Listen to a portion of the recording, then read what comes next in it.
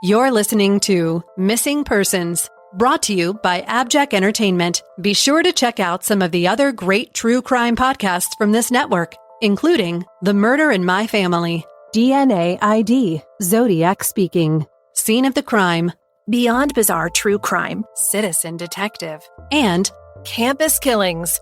All of these podcasts are available for you to binge on right now, wherever you listen to podcasts. Subscribe where you're listening to this podcast so you don't miss an episode. The views and opinions expressed by guests on this podcast do not necessarily represent those of the podcast, its creators, or sponsors.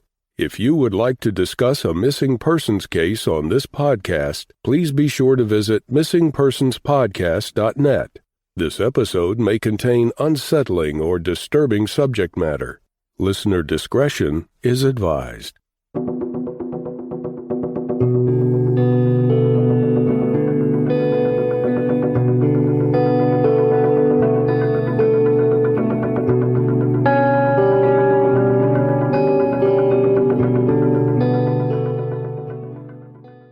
Welcome to Missing Persons, a podcast dedicated to spreading the word about people who have vanished under mysterious or unexplained circumstances and the family members who are looking for answers. I'm Jess Betancourt. And I'm Mike Morford.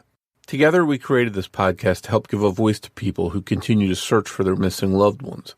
In some cases, even after decades have gone by. In each episode, you'll hear from Jess giving listeners the backstory and the basic facts of the disappearance. Then Mike will speak with someone who's intimately connected to the missing person, and his guest will share their story with us.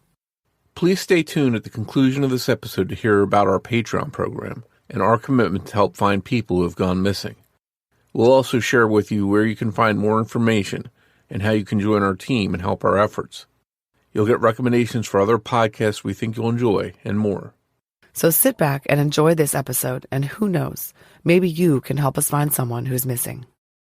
Episode 68, Patricia Lee Otto. In 1976, Patricia Lee Otto was a 24-year-old mother of two living in Lewiston, Idaho. Patricia, who went by Patty, was married to Ralph Otto, the father of her children. Ralph was 18 years older than Patty. She met him when, at age 16, she babysat for Ralph's girlfriend Bonnie. 2 years later, on October 16, 1970, Patty and Ralph were married. Their daughters Natalie and Dallas were born in 1971 and 1973, respectively. Dallas changed her name to Suzanne when she was adopted by her aunt as a child. She now goes by Suzanne Timms, and she is our guest today. Reportedly, the relationship between Patty and Ralph was contentious. Ralph was an alcoholic, and he and Patty fought about his drinking. Patty's family says that on occasion, Patty would exhibit signs of physical abuse. In one incident in December 1975, Patty fired 2 bullets from a .357 handgun at Ralph in some kind of dispute. That same month, Patty moved out of the house she shared with Ralph and moved in with her sister Alice, taking the girls with her. She moved into an apartment the next month, and in the spring of 1976 filed for divorce and started casually dating high school friend Randy Benton. But by May 1st, Patty had reconciled with Ralph and moved back in with him. On the night of August 31st, 1976, according to a timeline maintained by the family, Patty attended class at Valley Business College. She left at 9 p.m. She went to meet her sister Alice and picked up Natalie and Suzanne at her mom's house and went home. No one knows for certain what happened after that. Her daughter Suzanne was close to 3 years old at the time. She's learned that her father had recently learned about Patty's relationship with Randy, and that night he was drunk and had taken his gun and gone looking for Randy, intending to shoot him. He didn't find him and returned home and continued drinking. Back at the house, Suzanne recalls fighting, seeing her mother slap Ralph, seeing Ralph hit her mother, and then seeing him pick her up and put his hands around her neck before carrying her out of sight.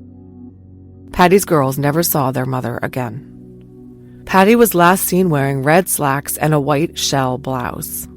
The next day, September 1st, 1976, Ralph told the girls their mother had left. They spent a day with his girlfriend Bonnie, and then Ralph dropped the girls off at their Aunt Alice's in the afternoon. Ralph told Alice that Patty had left and he was going to look for her. Around 6 p.m., Alice returned to Patty and Ralph's house to get clothing and supplies for the girls. At the house, she found her sister's car there, and Ralph passed out on the couch with the .357 in his hand. She took the gun and hid it. The next day, she reported her sister missing to the Lewiston police. Ralph told several stories about the night that Patty vanished. He told police that Patty told him to go to hell because he'd been drinking. Then she put the girls to bed and hid his liquor. They argued about her dating Randy, and Ralph said he told Patty that he was going to kill Randy. He was certain Patty had been with Randy that night. Patty said she wanted a divorce, and Ralph told police he agreed to a divorce and went to bed. Then, he said, he heard a car horn honk outside and Patty left. Later, he told a different story, saying that Patty went out and spent the night in the trailer on the property. In the morning, he looked in the trailer and Patty wasn't there. In both stories, he said she took nothing with her but her purse.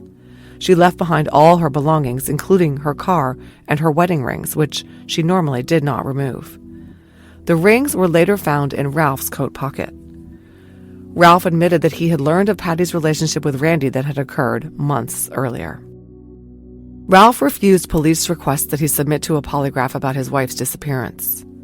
Patty's family felt at the time, and continues to feel, that Ralph is responsible for Patty's disappearance and presumed murder. Patty's parents and her sister Alice all told Detective Saline that Ralph was dangerous, and they felt he had harmed Patty, who would never have left her girls alone with him voluntarily. Police, however, initially assumed this was a run-of-the-mill marital dispute and Patty would turn up. After several days, they searched the property and questioned Ralph, but they had no evidence of his involvement, and he wasn't arrested. Later, Detective Saline interviewed him in jail. Here is a transcript. Ralph, the psychiatrist asked me what I thought about the whole thing, and I told him I felt I'm doing time here because I murdered my wife. There was no crime here, committed in anger. You guys knew my brain was about to break. Detective Saline, let me ask you, Ralph, did you kill Patty? Ralph, no way. There might have been times that I wanted to kill her, you know what I mean? Saline, did you ever tell anyone that you did? Ralph, no. Saline, how about your brother, Ray? Did you ever tell Ray that you killed her? Ralph, that night he came and took me to Orofino. I was sure I had done something to her. I was sure that I had. There is evidence that Ralph knew Patty was never coming home. First of all, he told his girls that their mother didn't want to be a mom anymore and had left. Her family learned that she ordered some Avon products before she disappeared, and when the Avon rep arrived at the house with these items, Ralph told her Patty wasn't coming home and never to call the house again. On September 12th, police were called out to Ralph's house on a report that he was suicidal. Ralph told officers he was suicidal, but he also wanted to kill Randy Benton. On the 21st, he came to the police station and spoke with an officer and admitted that he was a violent person and that he had hit Patty for leaving him. For a second time, he refused a polygraph. That same week, Ralph's neighbor spoke with Detective Saline. She said that Ralph told her, if I did kill her, they will never find her body. On October 24th, things escalated further. Ralph inquired about hiring a hitman to kill Captain Dwayne Ayler of the LPD, the lead investigator on the case. Police learned of this and set up a sting. On October 26th, Ralph met with the supposed hitman, actually Stephen Watts from the state police. Ralph actually paid him for the hit on the captain. Ralph was arrested for first-degree attempted murder and was tried, convicted, and sent to prison. The girls were sent to live with Ralph's sister, their paternal aunt. No mention of their mother was permitted by the family. Shockingly, in April 1981, the Idaho Supreme Court overturned Ralph's attempted murder conviction on a technicality. They ruled that Idaho did not have a law acknowledging hiring to have someone killed was the equivalent of attempted murder. Ralph was released.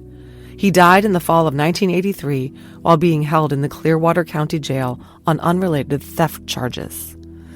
Natalie and Suzanne, who was still called Dallas back then, were formally adopted by their paternal Aunt Marcy and her husband. Okay, backtracking a little bit here. In 1978, 2 Jane Does were found in nearby Oregon, both of whom had some similarities to Patty. I'm going to leave the detailed explanation of the complexity of this situation to Suzanne's interview. But in a nutshell, A Jane Doe was found in Multnomah County, Oregon, near Portland on July 28, 1978. She had some physical similarities to Patty, Caucasian female, blonde, 5 foot 3 inches tall or so, dead for several years. Then, a second skeletonized Jane Doe was found in Union County, Oregon, near Elgin. This was just a month later, on August 27, 1978. Patty's dental records were sent to Oregon for comparison. But Suzanne believes that they were compared to only one of the does, the Multnomah one. The detective working Patty's case received a message that a Dr. Brady of Portland had called. The message read, "The x-rays do not match those of the body found out of La Grande." Meanwhile, of course, Suzanne and her sister were unaware that all this was going on. They were children. Much later, as adults, they learned that the Multnomah Jane Doe had been identified as an Annette Willits. But the Union County Jane Doe, who was found wearing red polyester pants and a white blouse just like Patty, has never been identified. And in a very odd twist, this Jane Doe, referred to as Finley Creek Jane Doe, had originally been found by a hunter who grew up to be Suzanne's husband's grandfather. And in a shocking turn of events that would not happen today, Finley Creek Jane Doe's remains were cremated in 1990. The Multnomah County Jane Doe bore a lot of physical similarities to Patty: height, estimated weight, hair color. Suzanne now believes that Finley Creek Jane Doe was her mother. Suzanne and Natalie were raised believing their mother left them. They were never told the truth about their father's time in prison or that their mother did not leave of her own accord. Natalie passed away in 2006. In 2019, Redgrave Research Forensic Services was working with a cold case team to identify Finley Creek Jane Doe despite the cremation of her remains. They were able to use photos of her skeletal remains to create images of what she might have looked like. In June 2021, Suzanne saw one of the forensic images of Finley Creek Jane Doe, and this is what made her start to investigate whether Finley Creek Jane Doe could be her mother, Patricia Otto. The computer-generated images of the doe look very similar to Suzanne's younger photos. She started to push various investigative agencies to look into a possible connection. She hired a cadaver dog search team to search the area where Finley Creek Jane Doe was found. The dogs exhibited an interest in an area around the original burial site. Subsequently, on August 16th and 17th of 2022, a major search was conducted for any additional remains of Finley Creek Jane Doe. The Oregon State Police Forensic Service Division, an anthropologist from the State Medical Examiner's Office, State Police Major Crimes Detectives, and members of the Union County Search and Rescue Team conducted a grid search of approximately 3 acres. Over 50 bones were located, but examinations by the State Medical Examiner's forensic anthropologist determined that none of them were of human origin. But Suzanne hasn't given up hope. She and her team have located what may be the cremains of Finley Creek Jane Doe. They have reached out to a lab in Canada that is currently working on their second attempt to extract DNA from some pieces of teeth found in the cremains. With any luck, the cutting-edge technology used by the lab will obtain a small amount of DNA that can be compared against Suzanne's. As of right now, Finley Creek Jane Doe remains unidentified and Patricia Otto remains missing. Patty's daughter Suzanne Timms maintains a Facebook page called Patty's Voice. Visit that page for more information and to donate to Suzanne's fundraiser for DNA testing on the ashes. Mike Morford sat down to talk with Suzanne about her mother's case. That conversation is coming up after a word from our sponsors.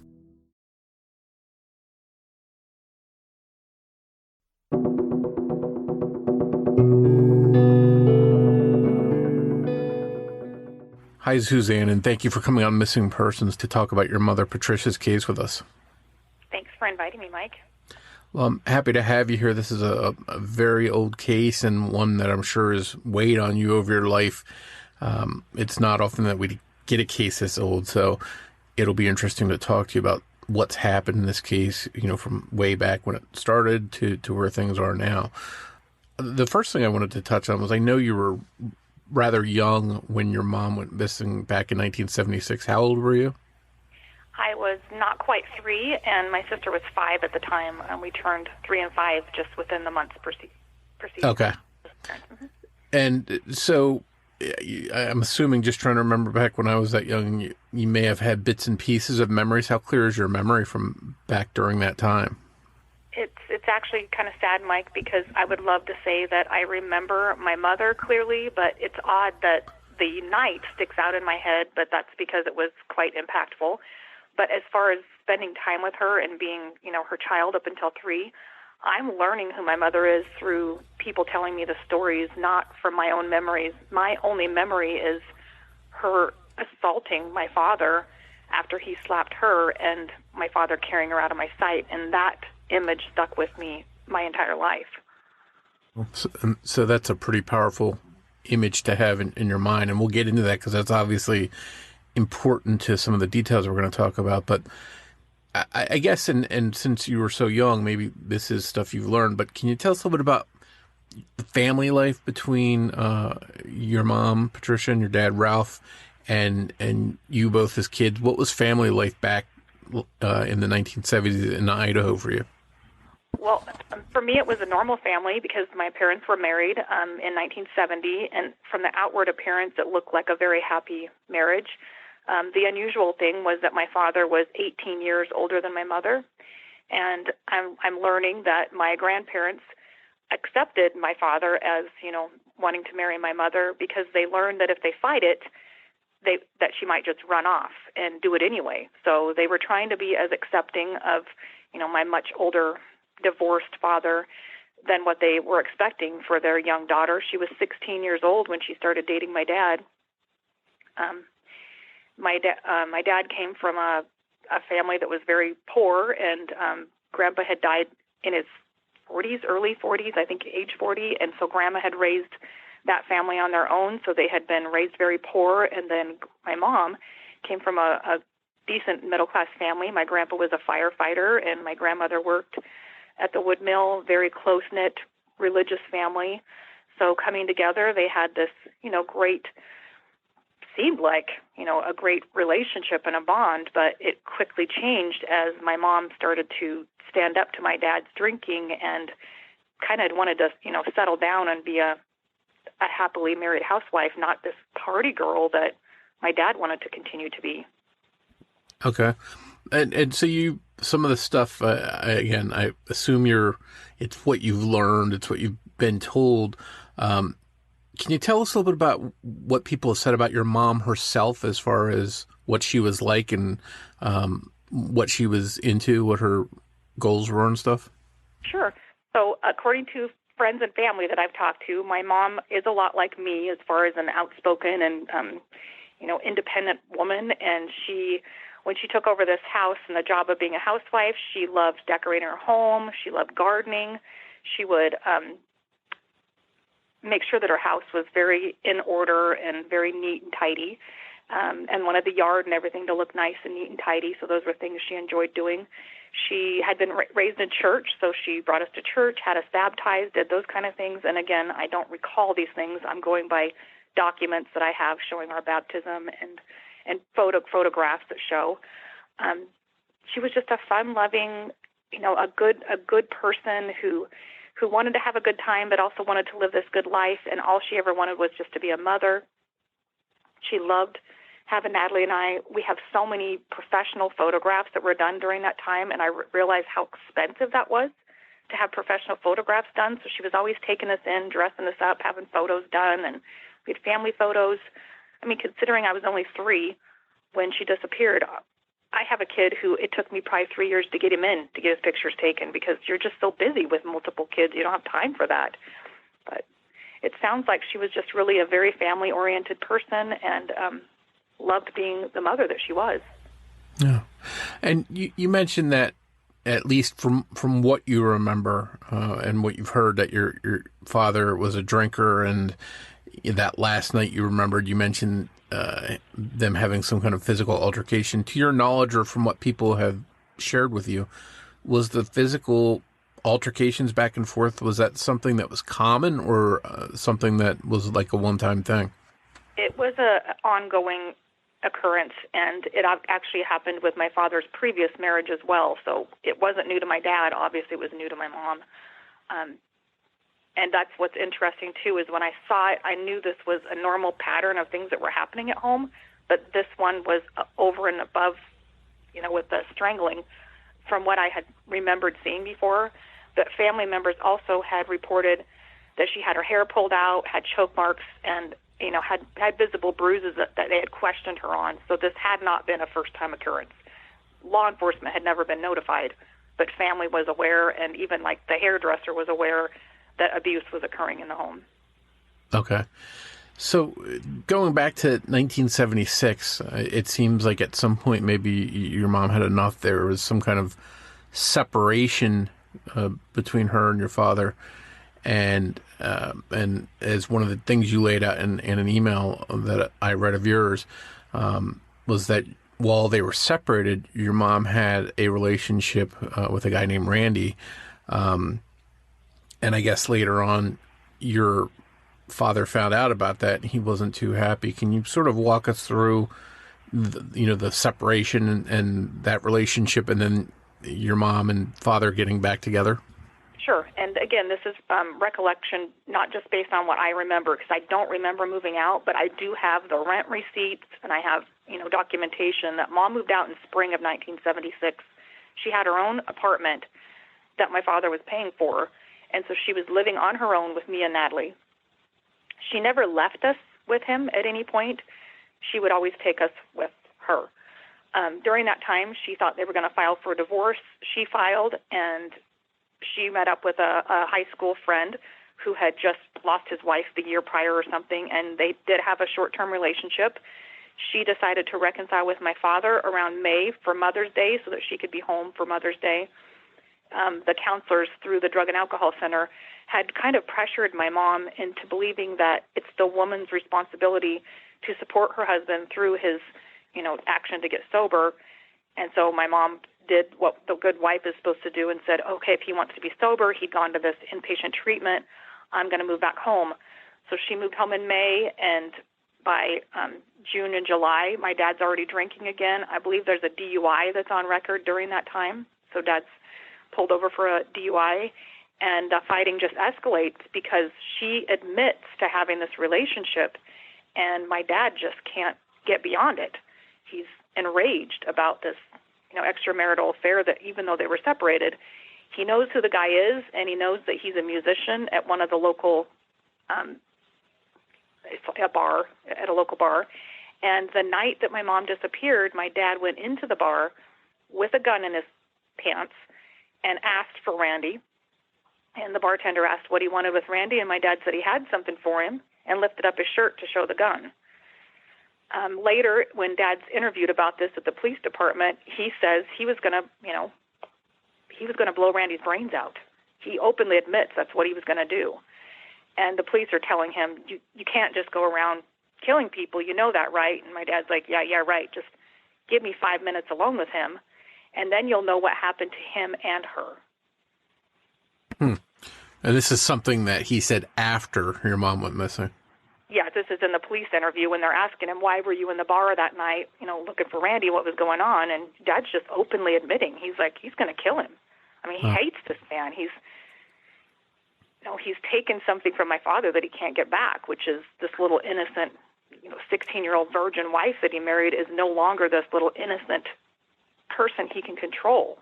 She's stepped out on him, and he's not going to let that slide. Well, let's go back to that day specifically, the day she was reported missing on September 2nd, 1976. Can you, based on maybe combination of what you do remember and what you've learned and been told, can you walk us through what happened that day? Sure. So Mom had evening classes that night, and she was going to Valley Business College, and she got out, went up to her parents to pick my sister and I up, and she hung out with her parents for a little bit, and then she came home, and it's estimated that my grandparents said it was about 11 p.m. So when she got home, she either would have had to carry Natalie and I in, or my dad came and helped her get us in the house because we're 3 and 5, more than likely asleep in the car. They put us downstairs, which was unusual because our bedroom was upstairs across from them. So I feel like they knew there was going to be an argument because they did kind of shield us downstairs. But we started hearing loud voices and crashing sound, and I snuck back up the stairs to go see what was happening, and there was railing that you could see through, and when I came up and poked my head up, I saw them hit each other in the face, and then my dad grabs my mom by the neck and kind of pushes her up against the wall and looks like he carries her by her neck out of my sight. And from my recollection, it was into the bedroom, but it could have been into the kitchen because of the way that I'm seeing it. And then I went back downstairs scared and told my sister I was scared, and she basically put me to sleep, telling me that it was going to be okay and, that the fighting stopped. So it got quiet. In the morning, my dad told us that we had to get up and go and that Mom had left and she didn't want to be a mother anymore. And he drove us to his girlfriend's house, which he had been dating this lady named Bonnie, who lived across the river in Stoughton, Washington. And he drove us over to Bonnie's, and this is again from a police report that I asked Bonnie if she was going to be my new mommy because my mommy was gone and didn't want to be a mother anymore. And Bonnie thought that was odd that I said that, and so that's documented in a police report. Dad helps her move for the whole day, and then later that night he comes and brings us back to our maternal aunt's house, and that's when he says that, there was a fight last night and Patty took off without her car, without us kids, and without her purse. And so obviously my mom's family is concerned because she's never done this, right? Yes, she's left, but she literally won't leave us there for 2 hours while she goes to school. Why would she leave us all night? So they said they would, go look for her and give her time to show up, and that's why she's not reported till September 2nd. So she was last seen August 31st at 11 p.m. September 1st is the day that he's kind of running around doing his moving of his girlfriend. He takes her out to dinner, goes shopping. We go stay at Aunt Alice's house, and then the following morning is when they're calling to say, hey, this is not normal. Patty's never left, definitely never left them overnight like this. They're concerned. They believe something bad happened. So my aunt went down to the house to go collect clothing for us, and she looked to see if there was anything out of place or, signs of a struggle. And she didn't see anything, but what she did notice is my mom's car is there. If Patty were to have gotten in a fight and had just got home in her car, why wouldn't she just hop in her car and leave? Why would she leave on foot? Yeah, and take both of you and with leave her. Us. Yeah, leave us. It's like, no, if she can't go to a 2-hour class and leave us, she's not going to leave us overnight and say, oh, we'll be fine. Okay. Is that when they decided to contact the police? Yes. So they contacted Lewiston Police Department, and Tom Saline came and took the report and reported her as a missing person.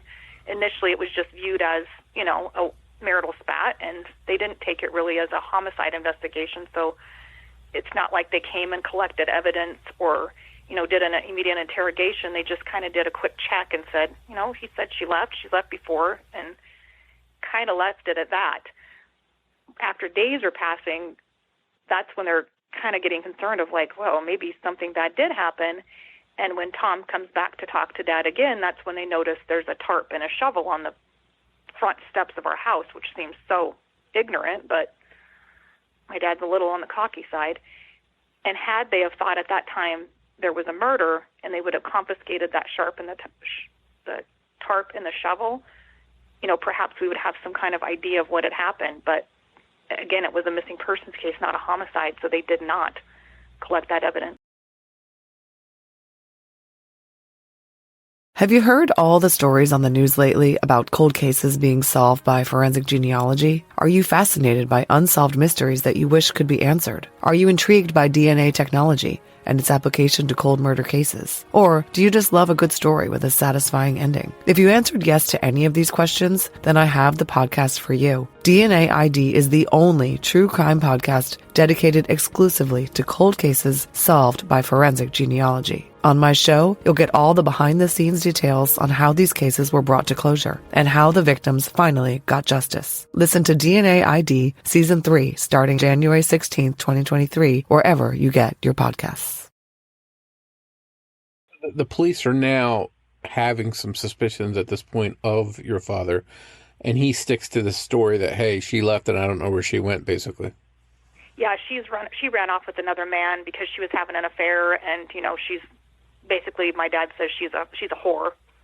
She's running around. God knows how many other men she's been with, and that she didn't want to be a mom, and that's why she left. And that's the story we were told our whole life, that she basically left us for another man, and that she kind of got caught up just in this party life. So we definitely had a twisted perception of our mother growing up. Well, and I am curious. So you mentioned that it was documented in that one report that his girlfriend Bonnie thought it was odd when you said, "Are you going to be her new mommy?" Did she suspect him too? Did she continue to support him, or did she cut things off with him? She had cut things off with him, and that's why she was moving away. Bonnie was actually moving to California, so she was, we're not going to continue seeing you. You're married, and she's going to go and start a life in California. She had her own children that she was raising, and I think that Bonnie was kind of in denial until, months passed. And in December of that same year of 1976, my father calls Bonnie's family's house to tell them that they need to get his attorney over there. He's claiming that my mom came back up out of the grave and that he had to kill her because she came out of the grave, which that doesn't make sense, because why would someone come out of the grave, which means they're already dead, and then he had to kill her. And he calmly just says, get my attorney, get him over here, there's a bunch of cops here. And that's when Bonnie becomes really concerned of, oh my gosh, did he really kill her? Why is he saying this? But when the family shows up at the house, my dad's crawling around on all fours and he's hallucinating. So they kind of dismissed it as DTs and hallucinations due to alcohol withdrawal. However, I've been a nurse for 20 years, and in my opinion, things that are said during that stage are things that are eating you up, and, not necessarily just hallucinations, but there's some mental turmoil that's causing this. So I believe there was an ounce of truth to that when he's talking about her coming back up out of the grave at him. He was taken at that point to a mental hospital in Orfino, Idaho, and admitted, and they treated him for alcohol intoxication and withdrawal. But Bonnie then made a statement. That's when she says, yeah, I did think it was weird that at the time I had questioned whether Bonnie would be my new mom. And then they asked her if she knew where my dad would hide a body, and Bonnie has a place where my dad had said if I was ever going to hide a body. I think that's odd. And never in a conversation have I said to someone, if I'm going to hide a body, this is where I would hide it.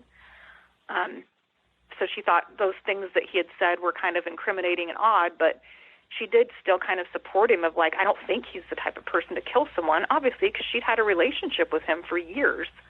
I think it's easy to be in denial that that person you had trusted around your children could murder someone, murder the mother of his children. I mean, I think that's kind of hard to accept.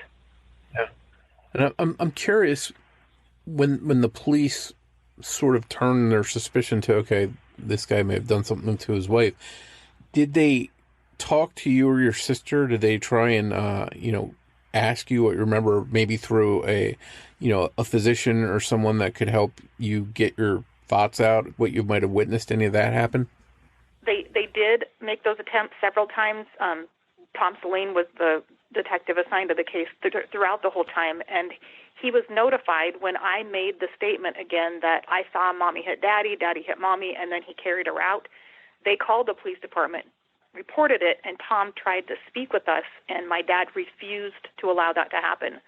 So, and then throughout the years when Tom would try to have a discussion, my dad blocked that from ever happening. He then removed us from our maternal family and brought us to his sister, which is my paternal aunt, and he had instructed them, nothing is to be said about Patty. You're not to mention her. This is just going to hurt the girls. There'll be no discussion. And if there is discussion from the O'Malley side, he would ban their visits.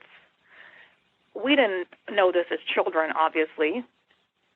I'm learning this as time has progressed and this investigation has gone on, but my mom literally disappeared. She was not mentioned.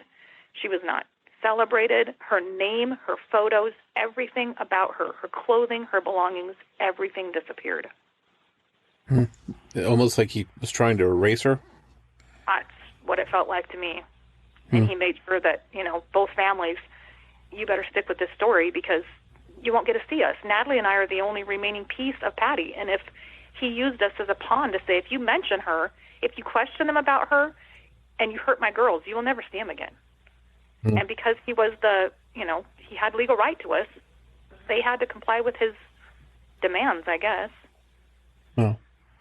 So let's move forward a little bit. So your mom's missing for a couple of years, and then in 1978, it comes to light that there's a body near Portland, Oregon, that may be your mom. Can you walk us through that whole scenario and what happened? Because I know it was a little bit of some confusion or something. People got their wires crossed. Can you explain that a little bit? It does get complicated, and I wish I was able to show you the documents, because if you see it, it's so easy to see what happened. A body was found in July of 1978 in Portland, Oregon, which is, the western part of the state. The Lewiston Police Department gets the All Points Bulletin on August 13th, and that's because it takes time to do the autopsy, and then they write up the description, and then it goes out to everyone. So the body was found in July. August 13th, the All Points Bulletin goes out, and it says, a Caucasian female. She was like 5'3" to 5'4", light hair, had been deceased several years. And so Lewiston thinks, hey, this could be our girl. There was even a check that had been cashed in Portland by my father, so, kind of connected him to Portland. So maybe this is Patty. So he's preparing. He has to go and get the dental records, and it takes him a few days because he has to track down who her dentist was. He gets the copies. He's literally writing the letter to get the comparison when the second body is found. So there's a second body, a second Jane Doe that's found on August 27th of 1978.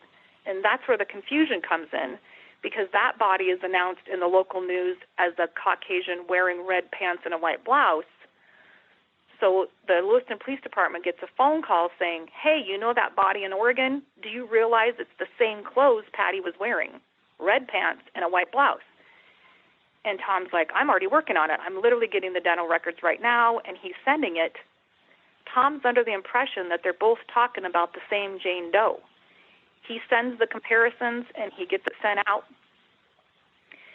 And on August 31st is when he calls the Pendleton Crime Lab to find out about the red pants and the white blouse, because he wants to confirm that it's the same clothing. And they said, why don't you come look at it? Come and have Patty's parents come and look at the clothes. He flies my grandparents out at midnight to Pendleton, Oregon, to go and look at the Jane Doe number 2 clothing. Still in his mind, thinking he's dealing with the All Points Bulletin for August 13th, because this Jane Doe hasn't even had an All Points Bulletin. She's barely being pulled out of the ground at this time. In my mind, what's happened is these two have become one to Oregon, and we only get back one rule out on September 8th saying, that's not Patty, the dental records don't match.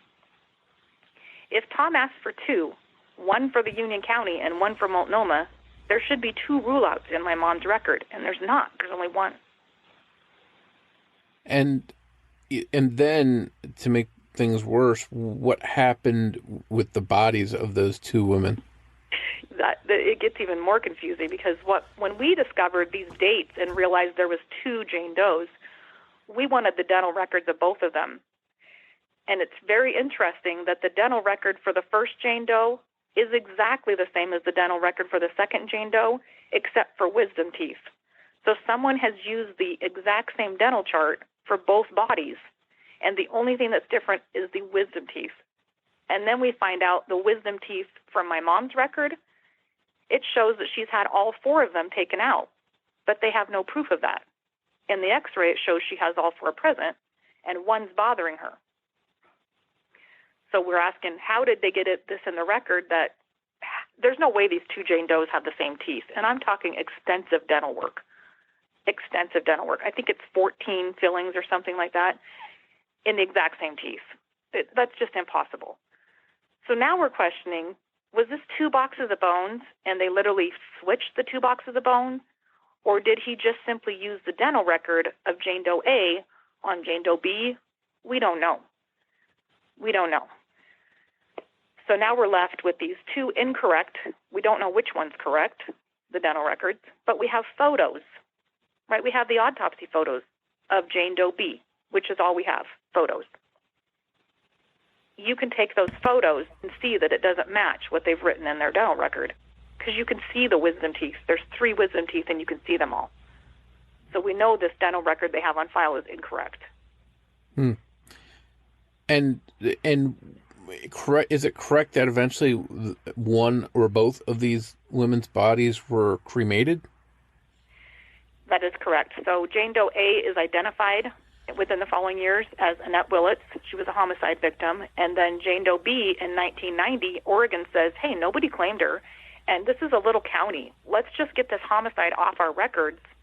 And they closed the case, unsolved homicide of a pregnant female, closed it, and destroyed all the evidence, including the remains. So they shipped the remains to the nearest crematorium, which is across another state line, and she ends up in Walla Walla, Washington, where they cremate her, and they have incorrect information on the outgoing document, so she never gets sent back. And Oregon never notices that their evidence or their doe never returned, so nobody questioned it until, 2019, when that cold case team picks up the local little Union County pregnant Jane Doe that they don't understand why an unsolved homicide is closed, and they start picking at it, and they get the case file and realize, well, if she was sent out, what's the final disposition? She never left Walla Walla. So the second body could still be your mom, possibly. That's correct. And the irony of that is she was sent in 1990 to go to Walla Walla. I left Idaho in 1999 and moved to Walla Walla. So I've lived in Walla Walla since 1999, and I believe without a doubt that my mom is the box that's sitting there as miscellaneous cremains, unclaimed for all these years because of all the errors in this case. And I guess unless somehow, some way that they come, eventually can extract DNA from ashes or whatever, it may be impossible to ID that it is your mom. And we've tried twice. We've sent 2 separate samples to a paleo lab that deals with, ancient DNA, and they were willing to attempt. And because of the cremation process, it destroys any viable DNA. So we have made that attempt to say, hey, if we've got this box, come on, there's got to be something in there. The interesting thing is, in the box of cremains, they found zipper heads, and it literally said in the grave there was multiple pieces of clothing with zippers, so that would be consistent with this box of cremains, that they literally just took all the evidence, meaning the clothing and everything, and cremated it in one big box. That doesn't make sense. Was the second body, was she a homicide victim as well? Well, the cause of death was undetermined because she was skeletal only, but because the fact that she was buried and dead, they said an assumed homicide, undetermined cause of death. They speculated strangulation because there was a cord near her neck. So that was another interesting thing, is that I had saw strangulation in this body. They can't find a gunshot wound. There's no physical trauma to the body, but it appears a homicide because the person's buried. A clothed person doesn't get buried unless someone put them there.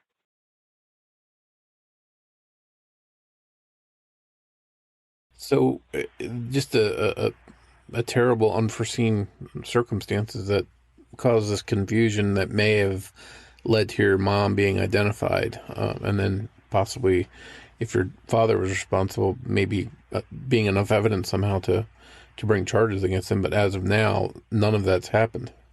No, essentially Oregon helped my father get away with the perfect crime. Oh, geez. I'm curious, in the aftermath of this, what was the relationship like with your father, especially maybe as you got older and started asking questions, and what was that like? It is interesting. I told you I don't remember my mom, but I can still smell and hear and feel my father because I was 10 when my dad passed. But if we back up to just 2 months after Mom disappeared in 1976, October 27th of 1976, my father was arrested for attempted murder of the captain of the Lewiston Police Department.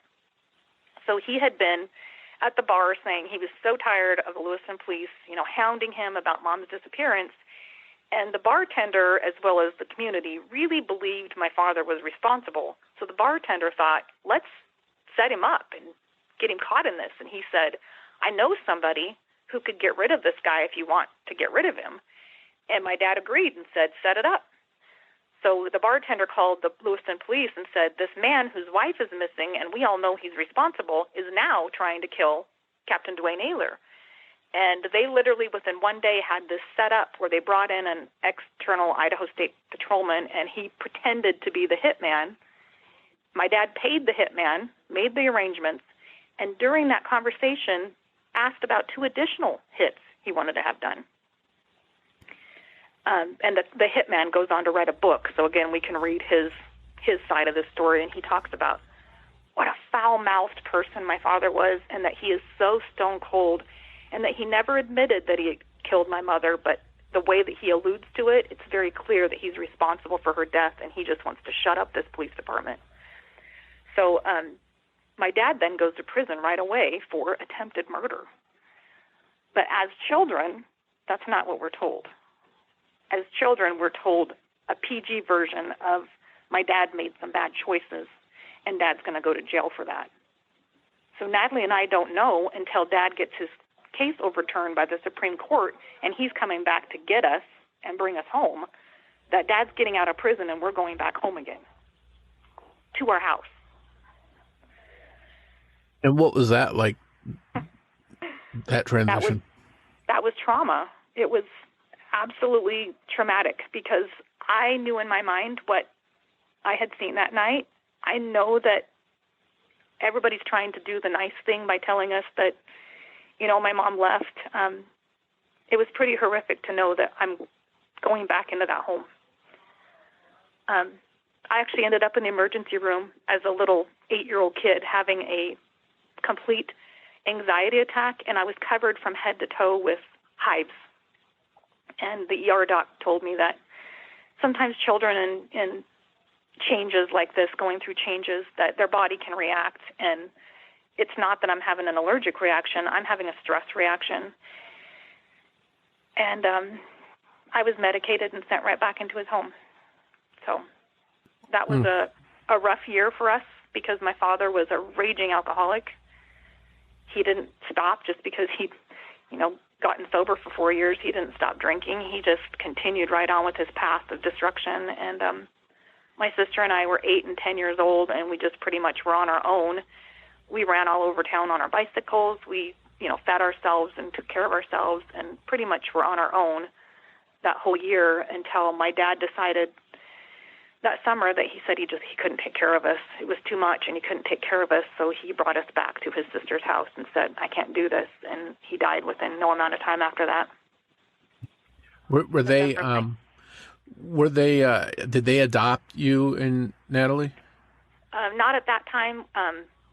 When Dad brought us back, they had legal guardianship, but then when my father passed in November of 1983, I asked my aunt. She had legally adopted 4 other children before Natalie and I came along.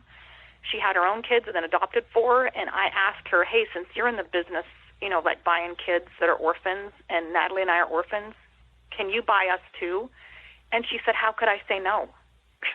It doesn't matter that she had 5 of her own and now 4 adopted kids. She's like, how can I say no? It's the only mother I had ever known. I'd been with her since I was 3 years old. So she legally adopted us, and I asked at that time, if I'm going to change my last name from Otto, can I change my first name as well? Because I don't want to be Dallas Otto anymore, right? That kid sucks. That kid's life sucks. Everything about Dallas Otto sucks. I don't want to be her anymore. And my aunt at the time, she was like, whatever you want. If you want to change now's the time to do it because we're going to change you to a Smith. And I picked out my name, Suzanne Smith, the most boring name you could ever imagine. But I was no longer Ralph and Patty Otto's kid, this basically prostitute woman who abandoned her kids and this crazy alcoholic murdering man who was in prison and now he is dead. He died in prison. I don't want nothing to do with either one of them. So it felt like my old life is gone, and now I'm Suzanne, and nobody's ever going to question that I'm Ralph and Patty's kid ever again. Oh, it doesn't work that way, though. Yeah. I'm curious, did your father's family have any suspicion of him? Did they ever talk about you with that and say, hey, we think he may have done this, or did they have questions of their own? My father's family, who raised me, 100% supported my father's innocence. And unfortunately, my mom, who I've called my mom my whole life, she just passed on Saturday. And up until the time that I found this body, and I said, Mom, I found this body, and I believe it's my mother. And I told her, I know what I saw that night. And she said, honey, it's possible that your father could do something like that, but if he told me he didn't do it, she wanted to believe him. So she said it's possible. But then, 2 sentences later, she'll say, if she's all the way over in Oregon, it's possible Ted Bundy did it. Somebody else did it. So she didn't want to believe it. However, the man who raised me as his daughter, who's my uncle, he has never had a conversation with me ever about it. And he, just during this time that Marcy was dying, sat me down and said, Suzanne, I know your mother and I know your father, and I want you to know Patty would have never left you girls. And I'm just appalled because here I am 49 years old, and I'm just now being told by my parents that shit didn't happen. You've led me to believe my entire life that she left me, and now you're telling me she would have never done that. That's got to be a shock or shock your system. Even know, yeah. It's just like, I'm so grateful to hear him say that because I know that's the truth now. But he said, I have to support whatever Marcy wanted to do because it's her brother, and he can't go against her and say, that there's no way that happened. He can't do that. That's his wife. He has to just stay quiet about it, say nothing, and go along with the whole, Patty ran off with another man, and Patty said things like, the next time you're going to see what it's like to, raise these kids on your own. And it probably felt like the nicer thing to say to my sister and I, because it's not very nice to say, yeah, your dad more than likely is responsible. I mean, he's a violent drunk and he wants to fight everybody. It's just not nice to say that to children. But I would think as I became, 12, 13, 14, and I started asking questions, and I said, how come you guys never told me my dad was in prison for attempted murder? I mean, that's kind of a big deal, right? And she just said, you're children. We were trying to protect you. You were children. We have innocent minds, and they just wanted to do the right thing by protecting us. But it is hard knowing that everybody around us knew, and we just look like these naive little kids who are clueless of how bad it really was. So all these years later now, it's basically, from the sounds of it, because I'm assuming that the rest of your family was all older and people have passed away. Your sister passed away too, is that correct? That is correct. Yeah, so is it just you essentially trying to find these answers all on your own now? Well, I mean, essentially, yes, it's just me, because this was Natalie's mission, not mine. Natalie was the one that was, bound and determined to find my mom and find out where she went and bring her home. And only when I found the image on Facebook that I thought was me, only then am I like, wait a minute, that's my mom, and I'm gonna do everything I can to prove this and bring her home, because there's just no way that all this aligns. I don't think we even discussed the fact that this body that was found in 1978 was found by hunters from the local area. And as I found that image of the Jane Doe that I thought was me, and I'm looking at the picture, and I was like, this is so weird. Why would somebody draw me? I'm not a missing person. And I'm like, wait a minute, but my mom is. I look at the details. It literally describes my mom, this 5'3", blonde Caucasian female, had been deceased 2 to 5 years. It's describing her, and then it says the red pants and the white blouse, and I'm like, you've got to be kidding me. But then it goes on to show the hunters that found her are Ron Swagger and Lee Parr from Milton Freewater, Oregon. I've never heard of Ron Swagger, but Lee Parr is my husband's grandpa. And I'm like, there's no way. There is no way that I move to Walla Walla, meet up with one man, and marry this guy, and his grandfather found this body in 1978. It sounds insane, and I know it sounds insane, because then I asked my husband, and he's like, there's no way. I would have known if my grandpa found a body. They would have talked about it. And he died in 2009. Lee passed in 2009. Gary and I had been dating only like 2 years or something. So I called my husband's dad and say, did Grandpa ever mention, before he died, finding this body in Oregon, out in the woods in Oregon in 1978? And my father-in-law is like, that's something you never forget. And he starts describing what he saw in the he saw at the crime scene. And I have that file that the task force had sent to me, and he's literally describing exactly the picture, where the jaw's laying, what part of the head is exposed, what is being shown from the ground up. And he's never seen these photos. He was there. He was physically there as a child. Wow. So just a very bizarre... very bizarre. Twist. Very bizarre. Oh. And then when I tell him, Rob, I think you found my mother, he's really confused, because he's like, you were just at your mom's last week. And I'm like, the mom that I call mom is biologically my Aunt Marcy. I was like, you knew I was adopted. And he was like, wait, you knew your parents before then? I'm like, I was 10 when I was adopted. Yes, I knew my parents. And I'm like, my mom was a missing person from 1976. If your grandpa found this body in 1978, it's the perfect time that, water had eroded the grave a little bit and exposed the top of her head, and it's the exact time frame, 2 years later, that she's found and then never identified. Oh.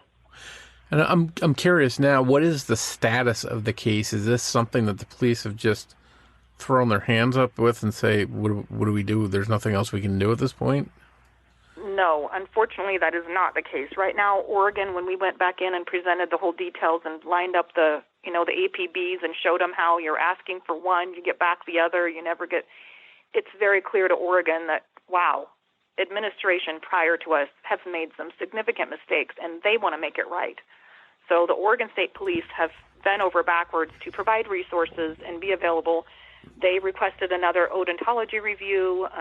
They were supportive of our cadaver. We hired the cadaver dog from Idaho to come over, and they brought out a team to follow up. And then Lewiston, that case has never been closed. So my mom's case has been open the whole time.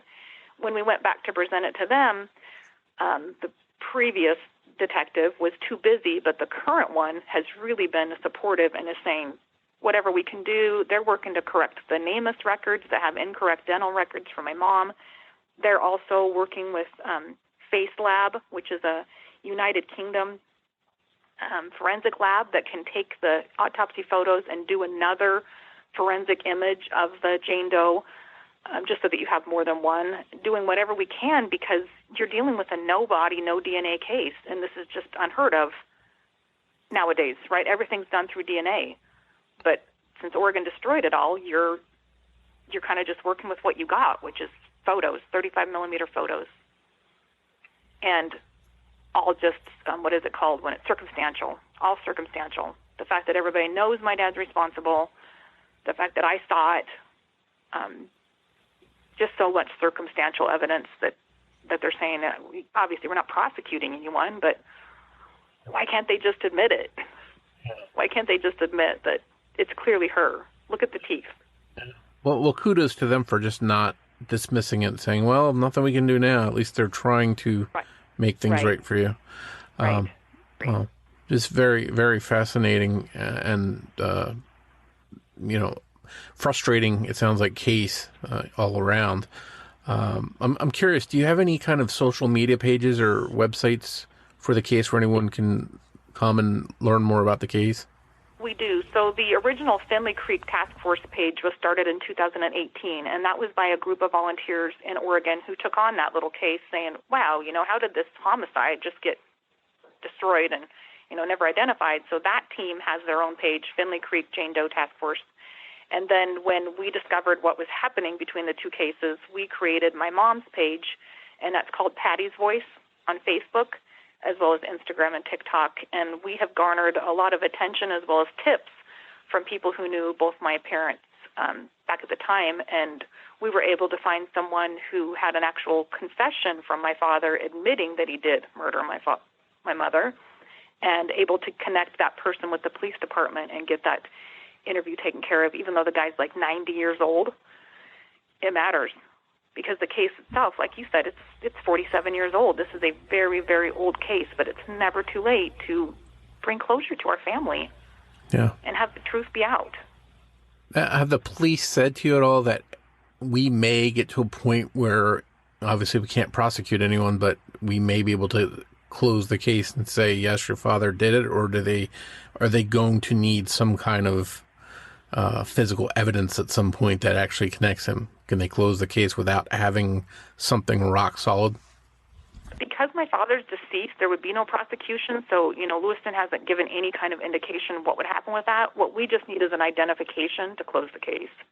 Because she's no longer missing. If they find her and can identify her, she's no longer missing, and that would close her missing person case and also close the unsolved homicide. But nobody's given the indication that without prosecution, they couldn't solve it, which I think would make it easier, right? We're not taking this to a jury to try to convict someone. We're simply asking for an ID.